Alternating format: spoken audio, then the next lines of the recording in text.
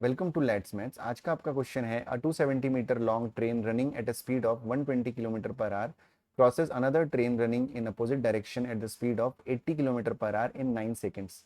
What is the length of the other train? 120 kilometre प्रति घंटे की गति से चलने वाली 270 मीटर लंबी ट्रेन 80 किलोमीटर प्रति घंटे की गति से विपरीत दिशा में चलने वाली दूसरी ट्रेन को 9 सेकंड में पार कर जाती है। तो दूसरी ट्रेन की लंबाई आपको बतानी है।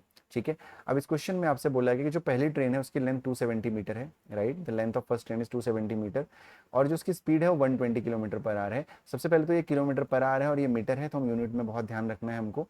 क्रॉसेस द अनदर ट्रेन, जो दूसरी ट्रेन है जो अपोजिट डायरेक्शन से आ रही है, तो और उसकी जो स्पीड है वो 80 किलोमीटर पर आवर है और जो टाइम उसको लग रहा है वो लग रहा है 9 सेकेंड्स का टाइम लग रहा है। आपको दूसरी ट्रेन की लेंथ निकालनी है।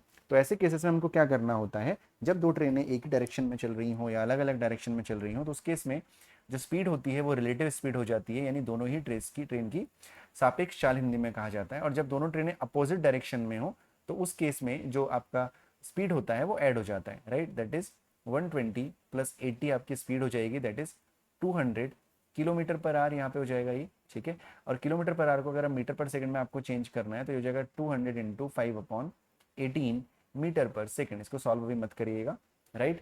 तो ये हो गया आपका रिलेटिव स्पीड। ना बात करते हैं डिस्टेंस की। जब दो ट्रेनें एक ही साथ चल रही हो या एक दूसरे को क्रॉस कर रही हो तो उस केस में जो टोटल डिस्टेंस होती है वो दोनों ही ट्रेन की लेंथ के इक्वल होती है।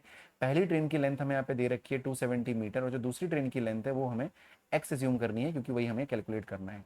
और जो टाइम लग रहा है वो हमको 9 सेकंड्स का लग रहा है। अब हम फॉर्मूला लगा सकते हैं यहाँ पे, speed equal to distance upon time, that is 200 into 5/18 is equal to distance है आपकी 270 प्लस एक्स अपॉन 9। ठीक है। तो ये हो जाएगा 200 इंटू 5/9/18, राइट। तो 9 से 18 को कट करेंगे, 2 से 200 कटेगा 100 टाइम। तो यहाँ पे जो x की वैल्यू आ गई वो आ गई आपकी 500 माइनस 270।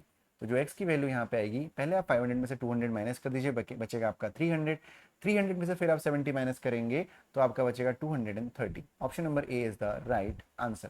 होपफुली आपको ये क्वेश्चन समझ में आया होगा। अगर समझ में आया तो वीडियो को लाइक और लेट्स मैथ्स को सब्सक्राइब जरूर करें।